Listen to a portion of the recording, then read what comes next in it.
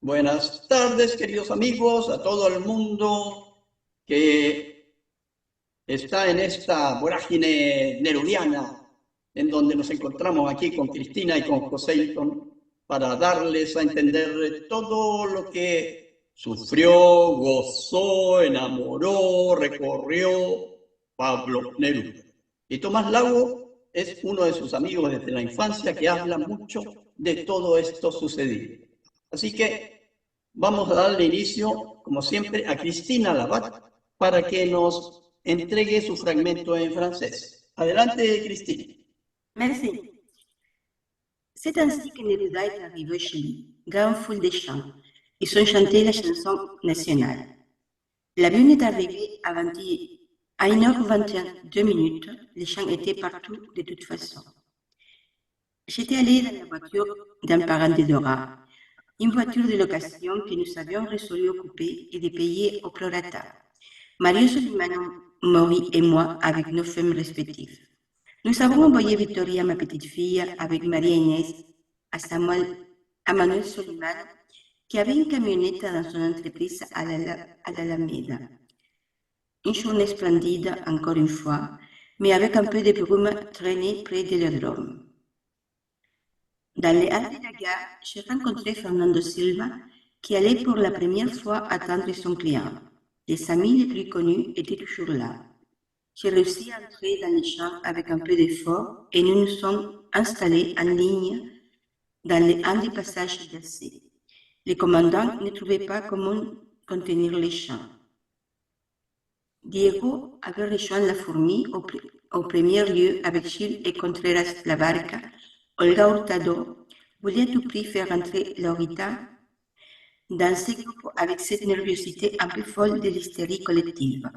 Enfin, l'avion atterrit et le groupe de journalistes avec la fourmi s'avance jusqu'au pied de l'échelle. Colonna se tenait à côté de moi. Nous étions appuyés sur la balustrade et il m'a dit « Pablo devrait les voir de là-bas, l'identifiant. » J'ai répondu que sa barbe était plus visible que moi. Et c'était comme ça.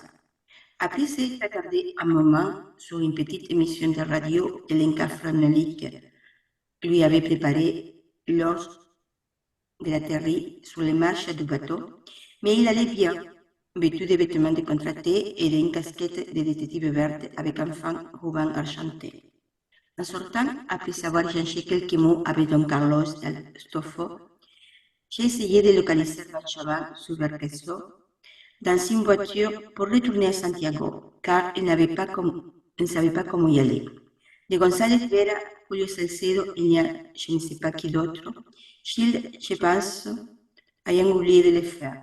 Juanito Uribe m'a promis d'endosser dans la voiture de Rudecindo Ortega, et nous nous sommes mis d'accord là-dessus.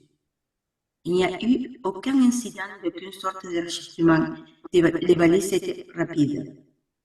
À travers une foule bondée, il est finalement arrivé à l'autre côté et tout d'un coup, il a été mis dans le camion de Manuel Solimano sans avertissement préalable, pas même à Manuel lui-même. Comme Maria Inès est venue avec nous dans la voiture de location, Victoria a dû rentrer avec Christy et nous sommes allés à Lynch.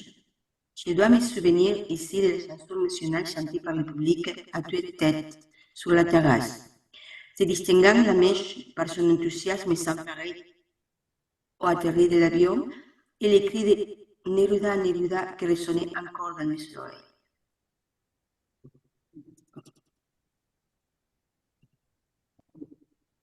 Bueno, estábamos viendo cómo está todo el gallinero desordenado en Santiago, que no sabían qué pasaba con Pablo Neruda, que venía, que no venía, y tratando de conseguir algún dato, algún detalle, si Neruda venía en algún avión para llegar y nada se sabía. Bueno, el día viernes, dice, fuimos al ministerio a ver al almirante Julio Salcedo, Camilo Mori, González Vera, Diego Muñoz, un obrero y yo. Había un día espléndido, estábamos citados a las 4:30. El ministro es un hombre de mediana estatura y una cara de burócrata, un poco apequeñado, buena voluntad simple vista. Nos recibió en forma muy atenta. González Vera tomó la palabra para explicar que Neruda era una persona muy importante fuera de Chile, que ha sido traducido a muchos idiomas, al chino, por ejemplo, lo cual no ha ocurrido con ningún otro autor nacional. Hizo mucho hincapié en esto con una simplicidad un poco celestinesca, como quien dice, hay que pasar por esto en la vida. Ha sido traducido al chino. Y terminar diciendo una ratificación de las garantías ofrecidas por el ministro anterior. Para mayor abundamiento, le expliqué lo que habíamos leído en el Mercurio sobre millas en Valparaíso, a que ya he hecho mención, y me contestó que eso era una copucha periodística, que él, desde luego, no había dado ninguna instrucción especial. Ahora sí, la aduana estaba examinando particularmente el equipaje, era otra cosa de ella. Él tampoco podía impedir que al señor Neruda le ocurriese lo mismo en ese aspecto. En lo demás declaró enfáticamente que se garantizaban todos los derechos de ciudadano de nuestro amigo, etcétera, etcétera. Más aún, que los carabineros recibirían órdenes de resguardar la seguridad personal de su llegada. A los datos un tanto confidenciales de González Vera sobre la importancia internacional de Neruda, dijo que los conocía de sobra y tenía una idea personal formada al respecto. No teníamos, por lo tanto, por qué tener cuidado. Eso sí que el gobierno se reservaba el derecho de proceder conforme a la ley, si las actividades políticas posteriores del señor Neruda, etc. En una reunión en la sala chica de Proarte, al día siguiente se dio cuenta de esto y se ultimaron los preparativos. Insunza iba a Montevideo también. Había un ambiente mayor de seguridad en todo. Los programas políticos internos se ha fijado hora del avión. Se suspende de nuevo. Delia empezaba a levantarse y esa noche me pasó a buscar al local de San Antonio.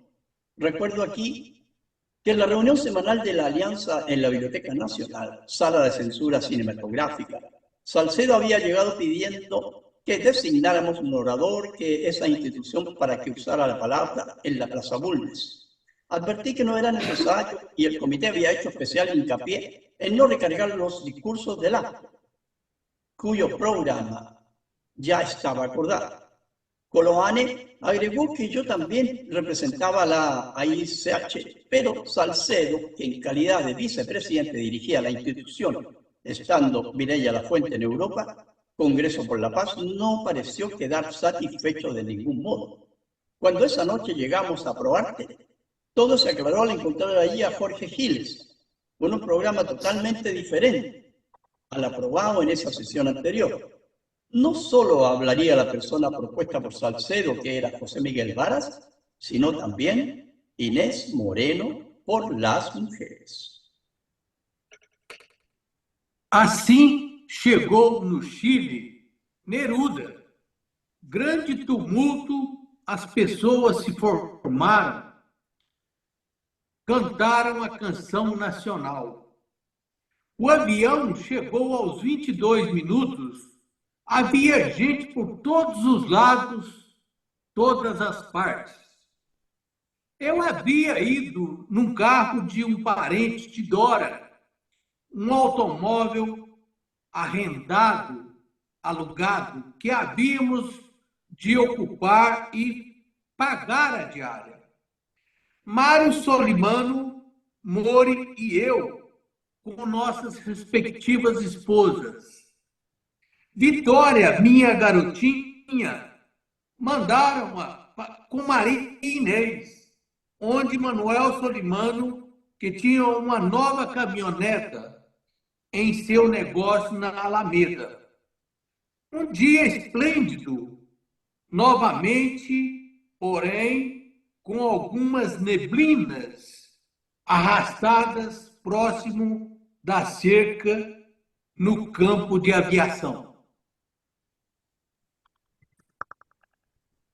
El orador que representaría a los gremios sería Clotario Blest. Me pareció ver la mano de los organismos privados del Partido Comunista en todo esto. Así llegamos el domingo. Por la mañana hablé con Hormiga y le hice notar que tuviera cuidado con sus conversaciones entre mujeres. Silvia Taylor me había comunicado el viaje de Astolfo que yo mantenía tan secreto y que ella sabía por Graciela Mate cómo Graciela se había prácticamente apoderado de ella desde Buenos Aires, donde fue a esperarla. Era muy peligroso darle libre curso a esas expansiones en este caso. La hormiga la cubrió con su manto amistoso inmediatamente. Me dijo que nadie le había advertido que debía callar esa noticia, que después de todo tampoco, y tiró el tejo pasado, tenía importancia decirlo. La casa de Lynch tenía un aspecto raro por esos días, producto de la personalidad misma de la dueña de casa. Un grupo muy especial se había convertido en la sala cotidiana de ella. Pilo Llanes e Pepeche, su nueva mujer francesa, Lila Bianchi y Alfredo Donoso, Lucho Cuevas y la nana, las nuevas parejas disueltas y rehechas que debían invitarse a diario. Julita Cuevas, la Rusia Mion, etc. Mimi Hübner, Graciela era el centro irradiante de este mundillo. En pro o en contra, no era el mundo de Pablo, desde luego, sino una sombra parcial de él, y sin ninguna forma. Como un jirón caprichoso caído al azar sobre la casa de Lynch, pero ya volveremos sobre esto. El día lunes amaneció con un sol primaveral espléndido y nos preparábamos para ir a los cerrillos, Delia y yo. Esta vez, pues ya estaba en pie y podía caminar normalmente después de 12 días de cama. Serían las 9:30 cuando sonó el teléfono y la voz de Elisa Keller me comunicó que, habiendo preguntado al aeropuerto la hora de llegada del avión LAM en que debería llegar Pablo, le decían que el viaje de regreso a Santiago había sido cancelado hasta el día siguiente. Me pedía confirmar yo esta extraña novedad. Lo hice inmediatamente y me dijeron que, en efecto, así era. Razón, mantenimiento. Quedé en la luna, que era eso de mantenimiento. Causas técnicas, parece. En claro, nada. Llamé apresuradamente a los guindos para hablar con la hormiga. Estaba en la peluquería franca, ahumada con huérfanos entre piso. Se quedó de una pieza. Por teléfono me comuniqué entonces con otras personas. Morris, desde luego, estábamos todos desorientados, pensábamos los detalles incomprensibles, la voz de la telefonista de la LAN, y tratábamos de deducir los detalles, deducir algo. No podía ser más que un contratiempo preparado, sabotaje al acto de recepción, etc. El gordo Fuenzalisa me llamó desde el estudio de Lucho Cuevas momentos más tarde para decirme que allí estaba la hormiga con Graciela. Me imaginé Nana y demás, pensando qué hacer. Cuando salí a la calle, al mediodía, vi que las murallas exteriores del Mapocho estaban llenas de afiches, llamando a la gente a esperar a Nedura un nuevo fracaso del acto, una frustración todavía no considerada. Muchas personas fueron todavía ese día a los cerrillos, porque nuestra reacción era que había una voluntad tratando de desorientarnos mediante informaciones falsas y no había que dejarse coger. Pero a las 4 de la tarde hubo una conversación con Montevideo de Delia del Carril y todo se aclaró. Así fue como llegamos al verdadero día de la llegada, con esa preparación ya anotada tan brevemente. El comité había acordado que la llegada no sería más la llegada más misma del aeropuerto. El actor se haría a las 7 de la tarde en la Plaza Bulnes. Así llegó a Chile Neruda, gran tumulto de la gente, cantaron la canción nacional. El avión llegó a las 22 minutos, a la 1:22 minutos. Gente había de todos modos por todas partes. Yo había ido en un auto de un pariente de la Dora, un auto de arriendo que habíamos resuelto ocupar y pagar a prorrata. Mayo, Solimano, Mori y yo con nuestras respectivas mujeres. A Victoria, mi chiquilla, la mandamos con María Inés, donde Samuel Solimano, que tenía una camioneta en su negocio de la Alameda. Un día espléndido, nuevamente, pero con algunas neblinas arrastradas cerca del campo de aviación. En el hall de la estación me encontré con Fernando Silva, que iba por primera vez a esperar a su mandante. Los amigos más conocidos estaban siempre allí. Logré entrar a la cancha con algunos esfuerzos y nos acomodamos en fila en uno de los pasadizos de acceso. El comandante no hallaba cómo contener a la gente. Diego se había puesto al lado de la hormiga, en primer lugar con Giles y Contreras a la barca. La Olga Hurtado quería meter a la Laurita a toda costa en ese grupo con esa nerviosidad un poco disparatada de la histeria colectiva. Por fin aterrizó el avión y el grupo de los periodistas con la hormiguita avanzó hasta el pie de la escala. Coloane se puso a mi lado. Estábamos afirmados en la baranda y me dijo que allí tendría que verlo Pablo al identificarme a mí. Le contesté que su barba era más visible que yo. Y así fue. Después de demorarse un poco, en una pequeña transmisión radial que Lenka Franulich le tenía preparada al tocar tierra a la escalería de desembarque, Pablo nos individualizó. Salimos. Venía gordo, más de lo que yo creía. Probablemente debido al viaje en barco, pero tenía buen aspecto. Traje de sport y un sombrerito verde con cinta delgada de detective argentino.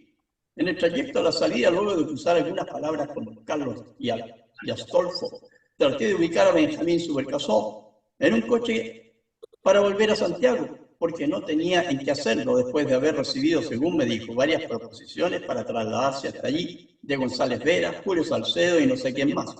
Giles, creo, habiéndose olvidado de hacerlo. Juanito Uribe me prometió endosarlo en el auto de Rudecindo Ortega y quedamos en eso.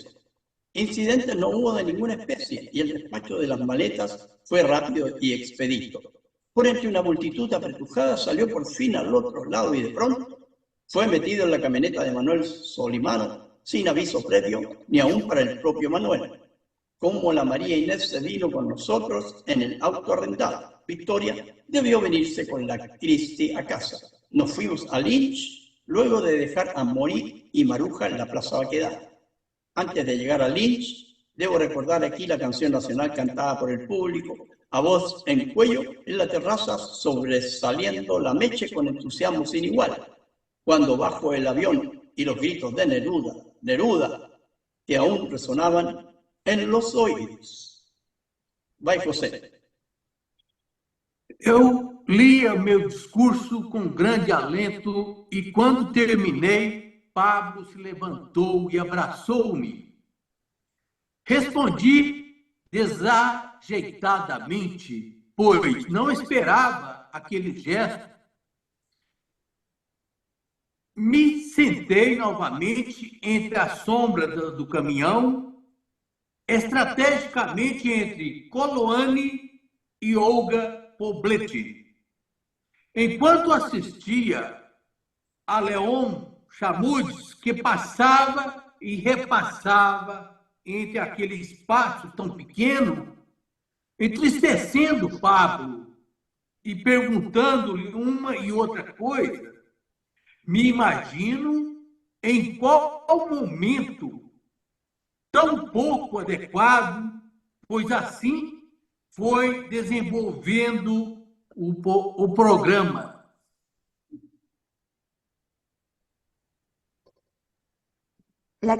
Llegada a la casa de los Guindos, en el Parque Invernal. Al llegar a los Guindos ya había varios automóviles en la calle frente a la casa, pero Pablo aún no había llegado.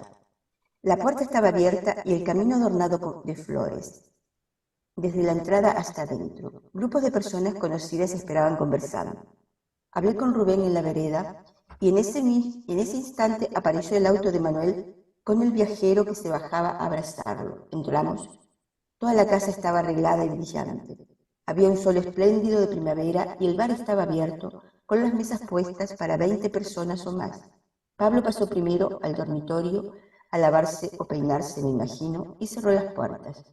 Los corrillos de amigos se movían ahora hacia el fondo de la quinta en la terraza del Al. Orlando Ariasún me vino a decir que era necesario organizar el almuerzo, pues no todo el mundo podía quedarse a comer.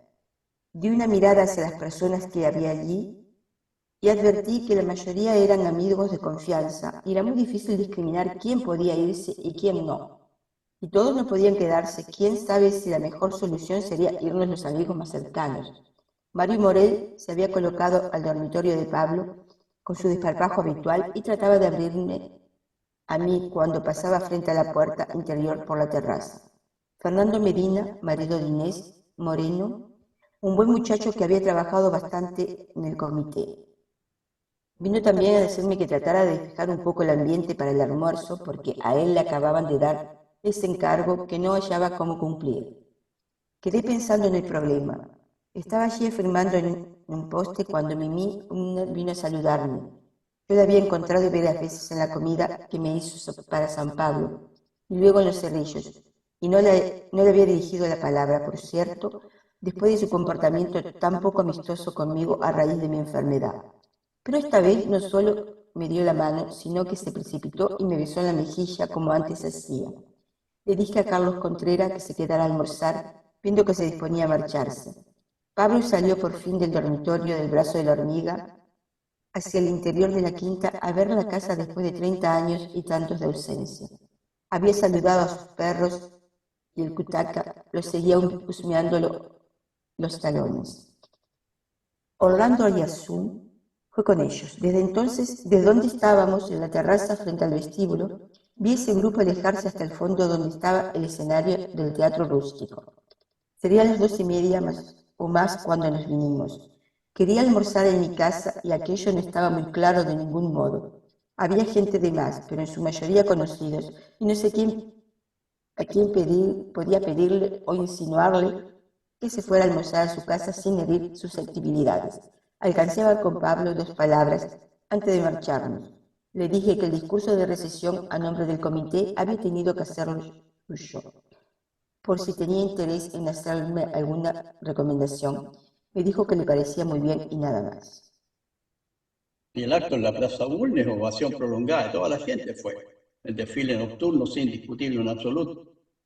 El acto de la Plaza Bulnes se realizó por la tarde con bastante afluencia de gente, unas 3.000 o 4.000 personas. Como a las 6:30 llegué a la tienda de flores de Delia para llevarla a la reunión, pero debí seguir solo porque aún estaba ocupada. Al pie de la estatua había un grupo apretado de gente amiga. Medina me dijo que estaban esperando un camión grande para que sirviera de escenario. Habían mandado a unos chicos en que no cabían ni 10 personas. Fui, entre tanto, a telefonear a los guindos para saber de nuestro amigo. Aún no salía de arriba. Llegó el camión mientras instalaban las ampolletas eléctricas. Trepé al tablado difícilmente. Había una guardia de mujeres del Partido Comunista atrás, luego unas bancas para el presidio. Me senté al lado de Coloane y Olga Poblet. Estaban allí Inés Moreno y muchos otros rostros desconocidos para mí, jóvenes militantes, políticos, seguramente al otro lado muchos periodistas. Divisé al chico Medina, Genaro, al negro Jorquera, etc. El exdiputado Rosales manejaba el micrófono con una voz estentoria que, me imagino, llegaba hasta la Moneda. En el comité se había hablado de que el speaker sería Roberto Parada, pero a última hora aparecía el cambio inevitable de los trucos partidistas. Cerca del camión estaba instalada una banda de músicos para amenizar el litín. Rosales, con cualquier pretexto, lanzaba su voz contra los edificios más altos del otro lado del Palacio de Gobierno, a fin de distraer la atención de la gente que esperaba los discursos. Como en una de estas intervenciones anunciara a los oradores poniéndome a mí en tercer lugar, en circunstancias que me correspondía abrir el acto, le hice ver por intermedio de Coloane que el discurso del comité estaba en primer término. Hubo todavía una cueca antes que llegara Pablo, bailada por el speaker y una niña de la guardia, con gran entusiasmo del público. No es necesario anotar todo lo sucedido esa tarde. Solo recuerdo muchos rostros conocidos al pasar entre la multitud. Hablé 2 palabras de paso con Maruja, Mori y Marta Jara, y luego esa banda de músicos vestidos con unas camisas de satín amarillo quemado no era banda, era más bien una orquesta de boate popular. Cuando apareció Pablo, por fin se produjo conmoción entre la gente, que estalló luego en una ovación prolongada y electrizante. ¡Neruda! ¡Neruda! ¡Neruda! Era el grito sostenido. Se alzaban pañuelos, manos, sombreros y seguía aquello de ¡Neruda! ¡Neruda! Pablo se había adelantado hasta el borde del camión y allí recibía ese diluvio de gritos y ademanes amistosos. Tenía la cara un poco contraída, en una semisonrisa emotiva, y vi que las lágrimas empezaban a correr por su mejilla. Me pasó entonces por la mente la idea que aquello podía hacerle daño a causa de su flebitis. Y cuando terminó un poco del clamor y se hubo sentado, me acerqué a él y le dije que no se dejara arrastrar por las emociones. Resulta muy fino esto, dicho así. La verdad es que le dije algo en términos muy vastos, tomándolo de la solapa. Despierte, defiéndase, carajo, que le pueden hacer mal. Están tan contentos todos, acaban de bailarse una cueca. No sea maricón. Yo leía mi discurso con gran aliento y cuando terminé, Pablo se levantó a abrazarme, lo que contesté torpemente, pues no esperaba tal cosa. Me senté de nuevo entre las sombras del camión, estrechamente entre Coloani y Olga Poblete, mientras miraba a León Chamudes, que pasaba y repasaba en ese espacio tan pequeño, sonriéndole a Pablo y preguntándole una y otra cosa. Me imagino en aquel momento tan poco adecuado. Pues así fue desarrollándose el programa. Después de mí habló Plotario Bles, luego Inés Moreno, Olga Poblete y José Miguel Varas. Vai, José. Délia estava cansadíssima de tanto correr. Nós paramos na esquina de Estado com a praça para sairmos. Pablo não ia em nenhum lugar. Se havia caminhado de sua casa desde o começo e nós fomos rindo, sorrindo, buscar o caminho neste de Manuel para regressar à nossa casa. Rubem havia me dito pelo caminho que Pablo não hospedaria em Lite esta noite. Precauções, né? Em frente ao La Opinião, pegou a caminhonete, ainda bem que peguei depois de ter comprado biscoitos na fonte de Íris. Muy distinto el programa, como se ve, a lo que había acordado el comité, tal como yo pensaba en parte. Había supuesto que vendrían muchos oradores no considerados y que estos oradores serían políticos, lo cual no le correspondía oficiar a aquel comité, y me habían desmentido y negado los asistentes del Partido Comunista, haciendo luego ellos mismos exactamente lo que yo preveía, lo cual debe haberlos dejado insatisfechísimos, me imagino, por su eficacia para cambiar las cosas, pero que no deja buena impresión en las gentes que colaboraron en tareas muy respetables como la que describo y que no quieren ir más allá de aquella tarea, lo cual no daña a nadie. Terminó el acto con un anuncio hecho a voz en cuello por la resonante garganta de Rosales, según el cual se realizaría un desfile, encabezado por Pablo Neruda, que avanzaría por la Alameda, ahumada Plaza de Armas, y volvería por la calle Estado hasta la Secretaría de Allende en Serrano 61. Aunque pareció muy raro este anuncio, al bajarme me encontré con la gente que no discutía en absoluto, todos estaban convencidos de que había que desfilar. Había divisado a Victoria desde el proscenio al final, que andaba con la Mirella, y me junté con ellas para preguntarle dónde estaba mi mujer, a quien encontré después junto con Mario Manuel Sulimano, Meche y María Inés, en un grupo muy animado. Avanzábamos hacia el desfile. Segunda-feira amanheceu com sol primaveril, esplêndido, e preparávamos para ir a Los Cerrillos. Délia e eu, esta vez, pois já estava em pé e podia caminhar normalmente, depois de 12 dias de cama.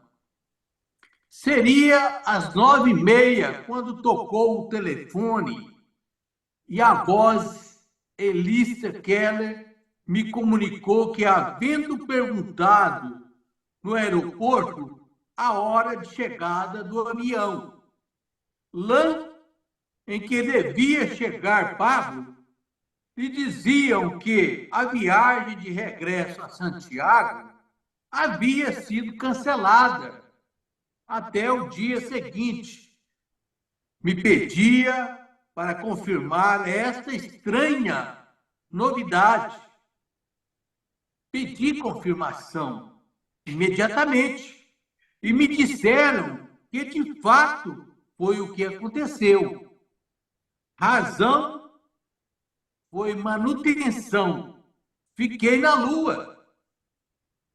que era isso de manutenção? Causas técnicas? Parece. É claro que não. Chamei apressadamente a Los Guindos para falar com Ormido. Estava no cabeleireiro Franca, defumando com mezanino órgão. Ficou em uma peça. Por telefone me comuniquei, então, com outras pessoas.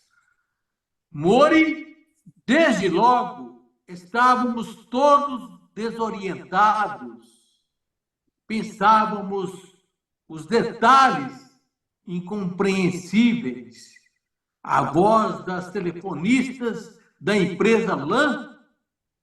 Tratávamos de deduzir algo. Não podia ser mais que um contratempo preparado, sabotagem ou ato de recepção, etc. En un grupo muy animado avanzamos hacia el desfile, aparecieron los Mori y con ellos se hicieron algunas bromas sobre la gente de pelo blanco, que ya era mucha. Pero lo más divertido fue que todos se metieron en aquel desfile absurdo que empezó a caminar muy ligero de pronto y luego siguió poco menos que a la carrera por el medio de la calle. Yo era partidario de salir de allí, pero los solimanos, como buenos italianos, estaban contagiados con la multitud y seguían lo que viniera. Así pasamos por Ahumada hasta llegar a la Plaza de Armas, donde mis dudas, cada vez más aumentadas, me hicieron sospechar abiertamente que andábamos metidos en algo sin ton ni son. Delia estaba cansadísima de tanto correr y nos paramos en la esquina de Estado con la plaza para salirnos. Pablo no iba en ninguna parte. Se había marchado a su casa desde el comienzo y nosotros nos fuimos riendo a buscar la camioneta de Manuel para regresar a las nuestras. Rubén me había dicho por el camino que Pablo no alojaría el Lynch esa noche. Precauciones. Frente a la opinión, nos recogió la camioneta dicha que yo tomé después de haber comprado galletas en la Fuente Iris.